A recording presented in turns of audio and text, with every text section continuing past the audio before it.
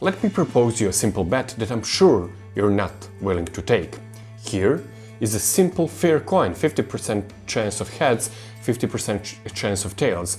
And now you pick heads or tails, and then I flip the coin. If you got it right, I give you $10, but if you got it wrong, you need to give me $10.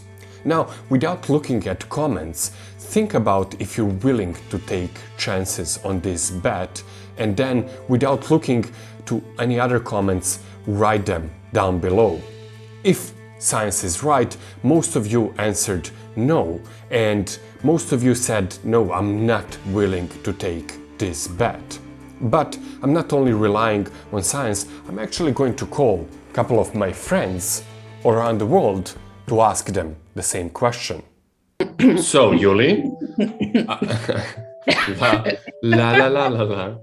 One, two, three. I will just need your kind of like personal gut feeling. So there is no like wrong and right answer. I just want to see how people think and what's their personal opinion. Okay. I here have a coin that is like a fair coin, right? And fair coin is basically means this is not a trick. I'm not trying to trick you by any means. You can also take your coin and we can bet the same, right? Basically, what I want to do is right now make a bet with you. Okay.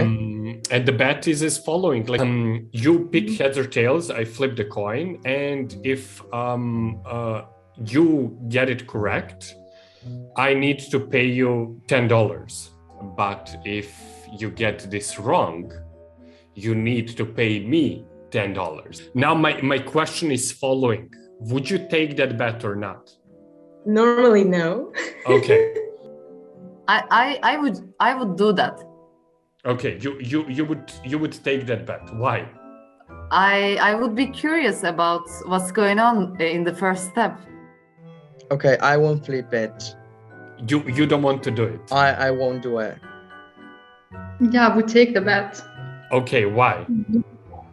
because it just $10. I will give you $10, but if you get this wrong, you need to pay me $10. I don't want to participate in that. You don't want to participate in that. If you said no, I will rephrase the question. I would say like, okay, I will offer you 12 euros if you win, and then you need to give me 10 if you lose. Would you then accept that bet? No, of course not. If it's the first one, yeah, I would do that. No, at least 15. Yes, of course. Okay, because it's better even than the first one. Yeah. Still not. What would be a good bet, a good offer for you for like a simple coin toss? 2010.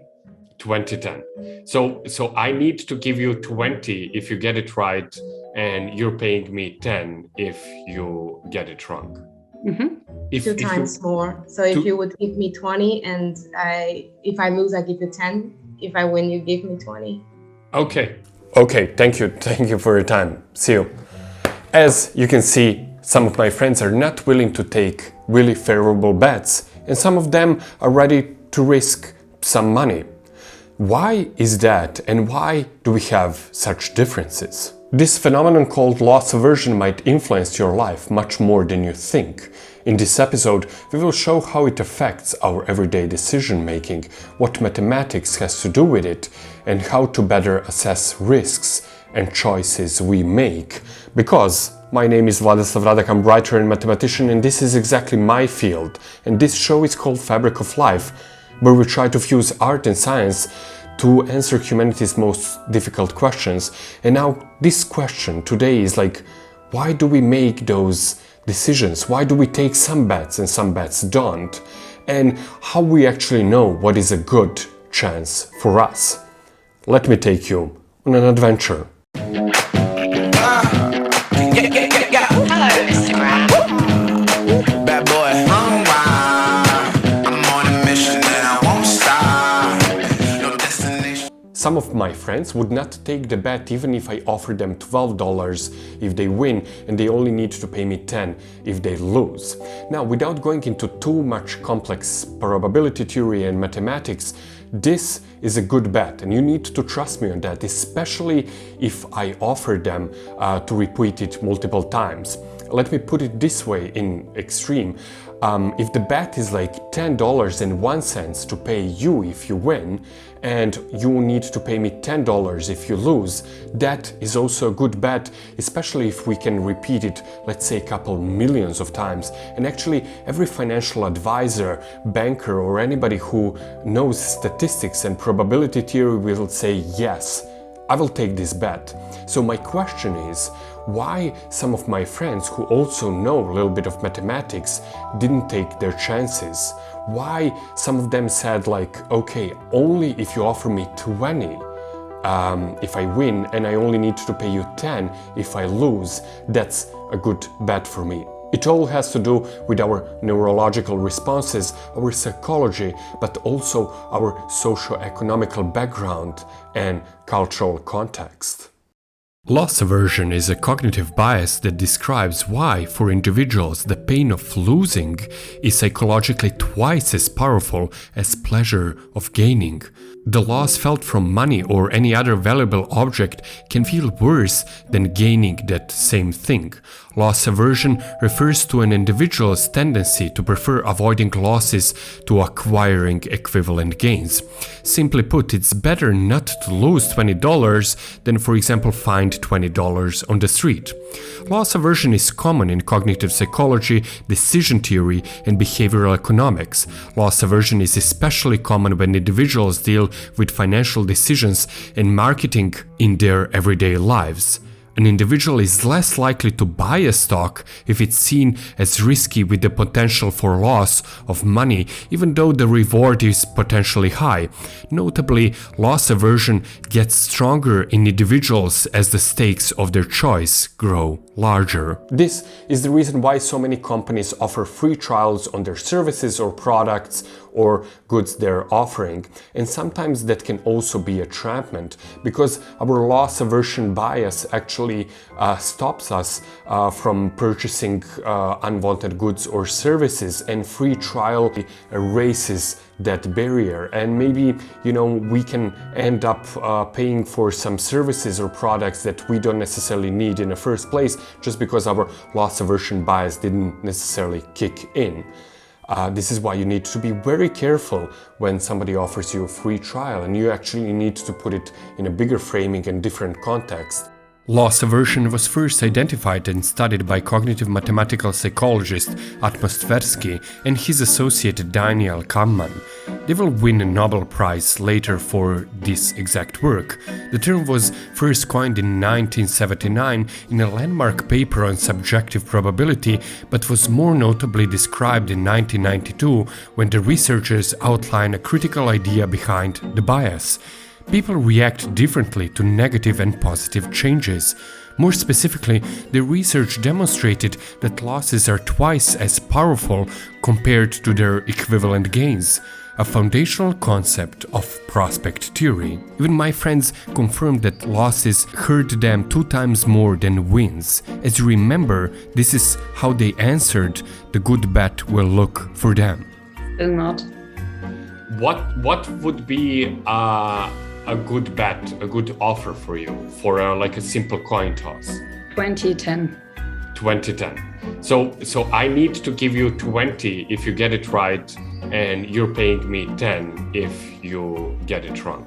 Mm-hmm. 2 times more. So if you would give me 20 and if I lose, I give you 10. If I win, you give me 20. Okay, but why does it happen? As you saw, some of my friends are willing even to take this senseless bet. 10, if you need to give me if you lose, 10 you receive if you win. And this doesn't really make sense, because obviously we're just wasting time even if we repeat it millions of times. But some of my other friends were not even satisfied with 12 to 10, which most of the bankers and financial institutions will be satisfied with. So my question is, why some of my friends are more or less risk averse? This is caused by mix of our neurological makeup, social economic background, but also cultural framework. What modern science tells us, there are 3 regions of the brain that are activated in situations involving loss aversion. The amygdala is part of the brain which processes fear. For example, the amygdala creates an automated preconscious sense of anxiety when you see, for example, a snake.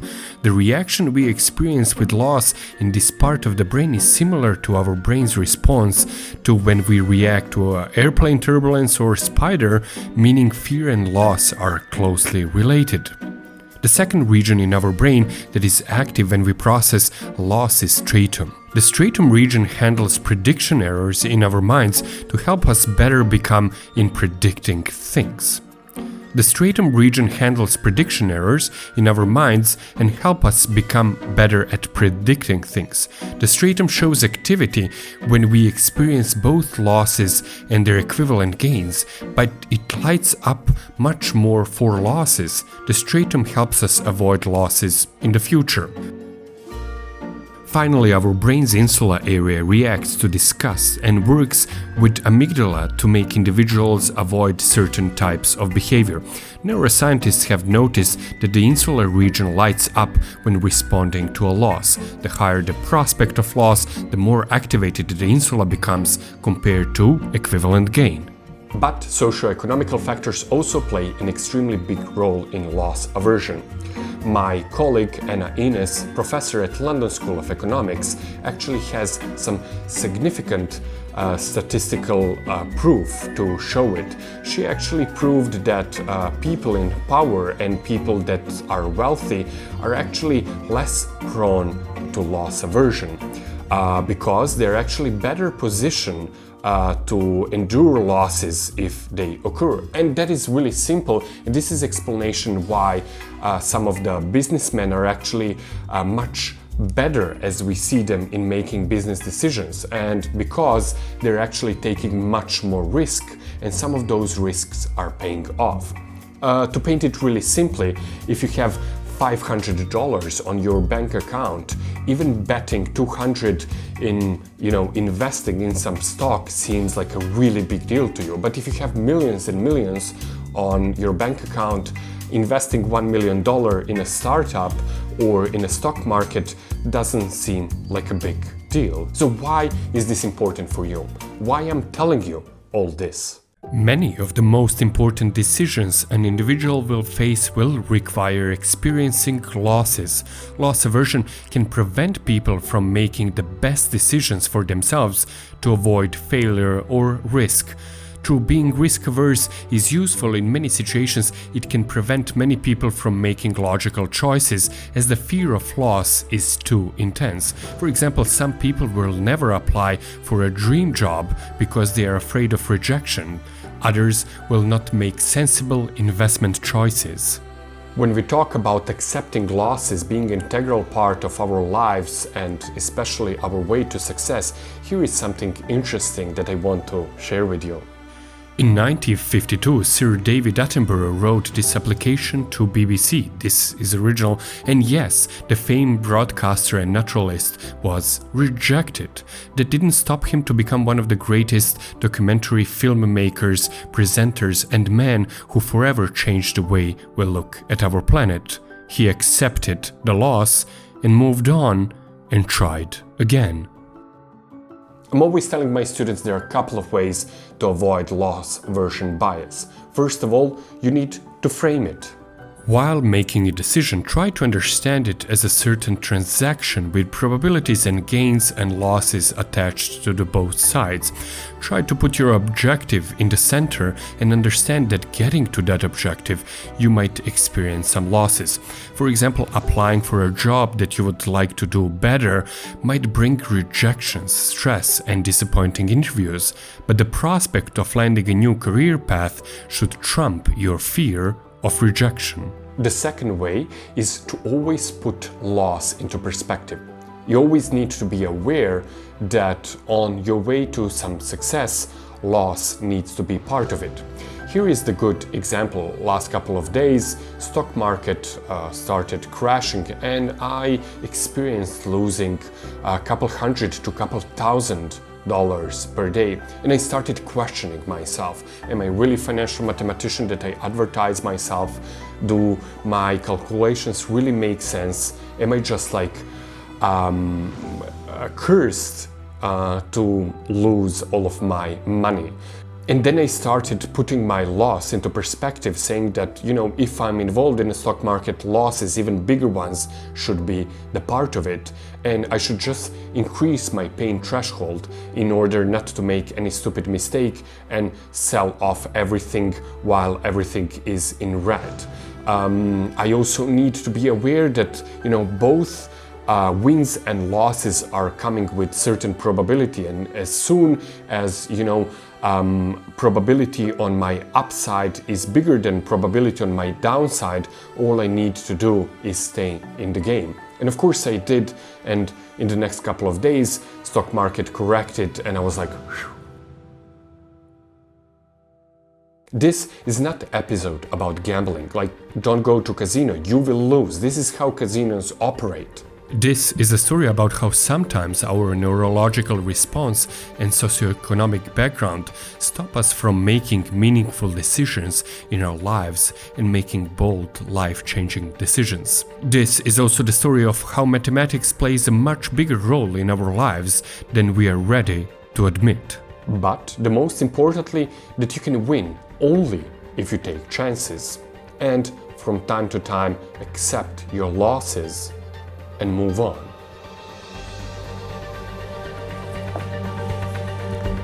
Hey, if you like this episode, don't forget to subscribe to this channel. Every week I'm taking you on new and amazing adventures, and next week we're in the search for the most beautiful bookstore in the world to show why bookstores are important more than ever. Until then, stay tuned and curious, and don't forget, libraries still exist.